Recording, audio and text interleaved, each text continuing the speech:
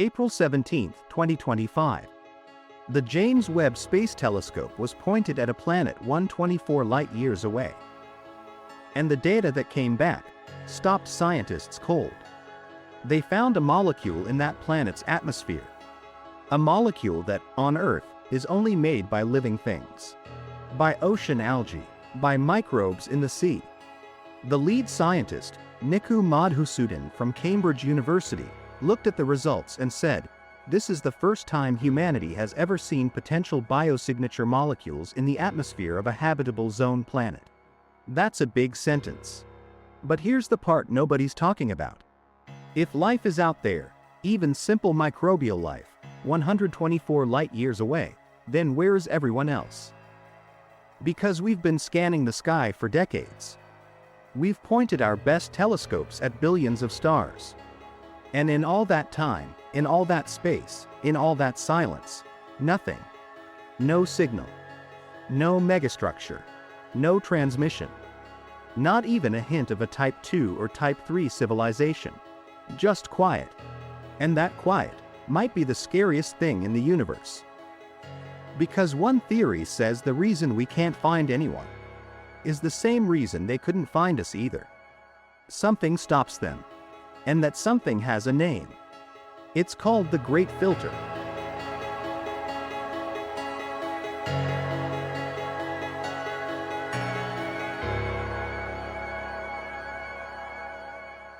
Back in 1950, a physicist named Enrico Fermi was having lunch with colleagues at Los Alamos. And out of nowhere, he asked a question so simple it almost sounds stupid. Where is everybody? That's it. That was the question. He wasn't asking where his colleagues went. He was talking about aliens. Because if you actually do the math, 400 billion stars in our galaxy alone, trillions of galaxies in the observable universe, billions of years for life to develop, there should be civilizations everywhere. Advanced ones. Ones that have been growing for millions of years longer than us. So where are they? That puzzle became the Fermi Paradox. And in 1998, an economist named Robin Hanson at George Mason University offered one of the most disturbing possible answers. He said, there's a filter, a wall, a barrier, something on the path between dead rock and advanced spacefaring civilization that almost nothing survives crossing. Some step, or maybe several steps, so brutally difficult that the vast majority of civilizations that ever existed never made it past. And here's the thing that keeps scientists up at night. We don't know if that filter is behind us or in front of us. Let's walk the steps. Because the filter could be hiding anywhere along this path. Step 1.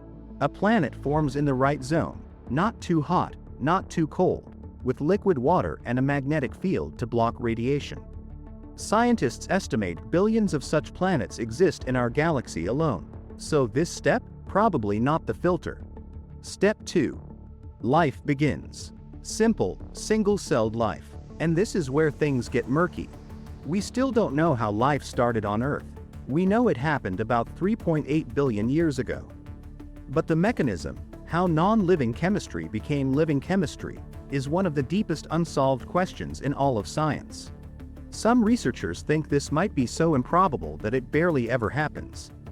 That maybe across the whole observable universe, it's happened only a handful of times. If that's true, the filter is already behind us. And we won the cosmic lottery. Step 3. Simple cells become complex cells.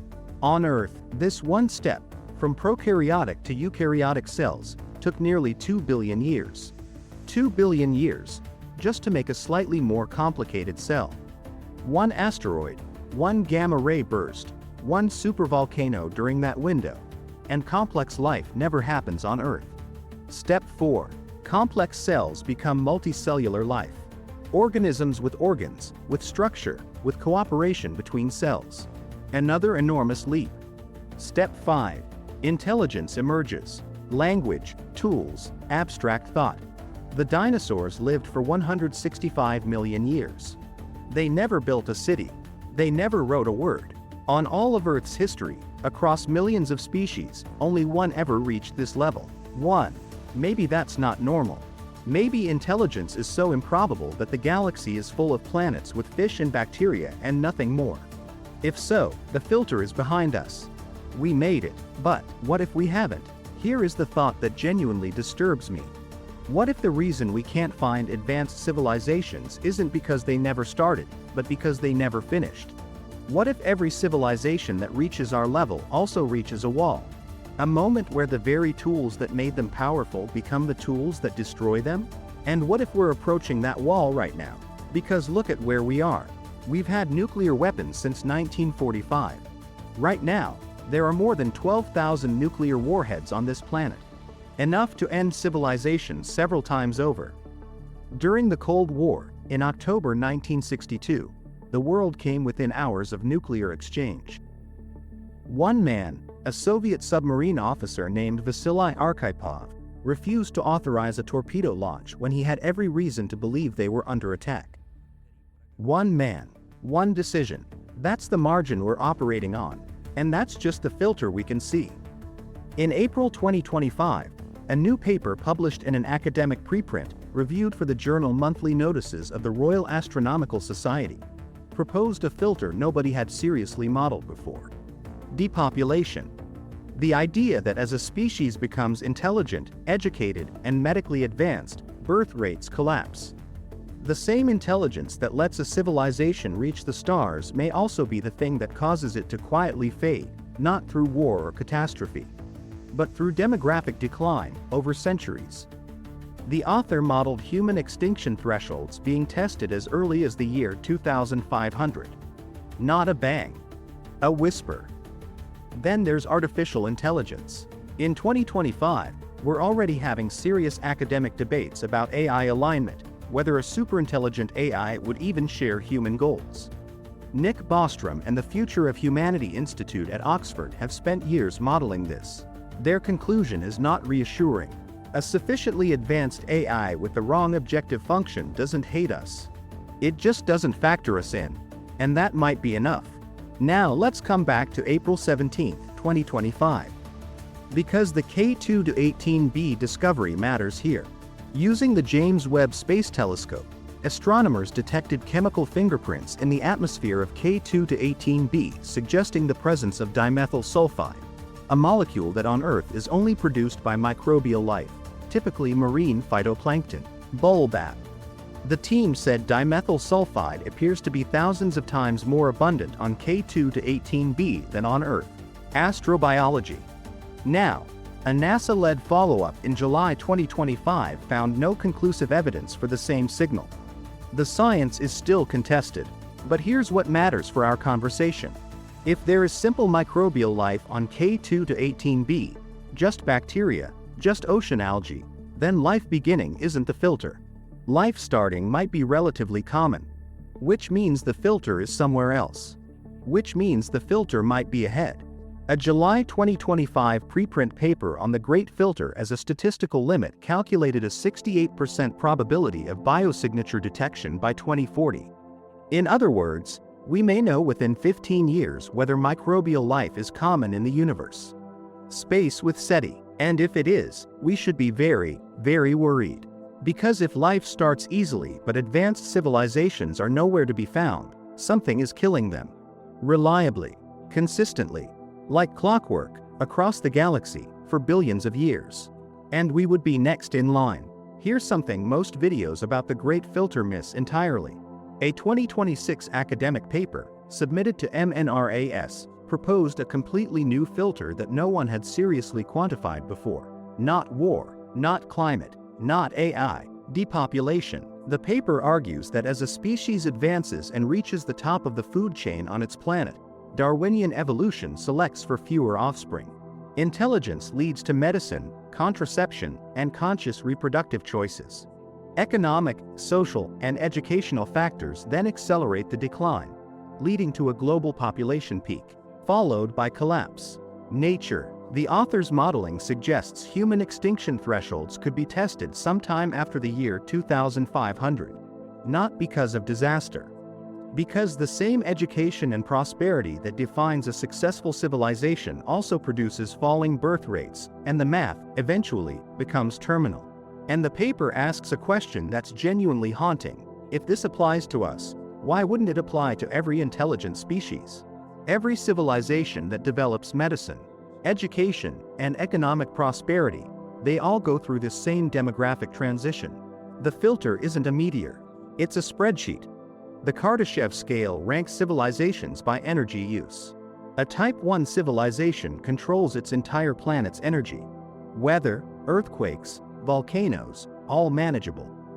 A Type 2 controls its star's energy. Think a Dyson sphere, a shell built around the sun, capturing everything it radiates. A Type 3 controls an entire galaxy. Where are we? We're at roughly 0.73 on this scale. We haven't even finished Type 1 yet. We still burn fossil fuels. We still argue about climate policy. We still haven't been back to the moon in over 50 years. If any Type 2 or Type 3 civilization existed in the Milky Way, we would know. Their energy signatures would be detectable. The observable universe looks dead everywhere but here. That silence is the data, and the data is not comforting. There's one more possibility. And it's the one that, personally, unsettles me the most. The dark forest theory, popularized by Chinese science fiction author Liu Cixin, but based on real philosophical logic, suggests the universe isn't empty. It's hiding. The argument goes like this. Resources in the universe are finite. Any civilization advanced enough to reach the stars knows this. And any civilization that broadcasts its existence is announcing its location to every other civilization, including ones far more powerful. In a universe of scarcity, the rational move is to destroy any civilization you detect before they can grow strong enough to threaten you. So everyone hides, everyone stays quiet, everyone watches. The universe isn't an empty forest. It's a dark forest, full of hunters, all holding their breath. And here we are, broadcasting radio signals since 1901, sending the Voyager golden records into space, pointing our transmitters at distant stars, announcing ourselves. Maybe the great filter isn't something that happens to us. Maybe it's something we walk into with our eyes open. Here's what I keep coming back to. We found what might be life on K2 to 18b. We have 12,000 nuclear warheads on this planet. We're building AI systems we don't fully understand. We're watching birth rates fall across every developed nation simultaneously. We're at 0.73 on the Kardashev scale, still burning oil, still fighting over borders on a pale blue dot. And somewhere out there, the universe is silent, not because nothing exists, but because everything that reached where we are now had to decide what to do next. Robin Hanson put it plainly. The fact that space near us looks dead tells us that any given piece of matter faces an astronomically low chance of becoming a spacefaring civilization. We are either incredibly lucky, the survivors, the ones who already crossed the worst of it, or the filter is still waiting, and we are walking toward it. Every generation, every decision, every scientist who publishes a paper, every leader who picks up a phone instead of launching a weapon, every engineer who builds something that lasts, they are either proving we passed the filter already, or they are the filter, and the universe is watching to see which one it is.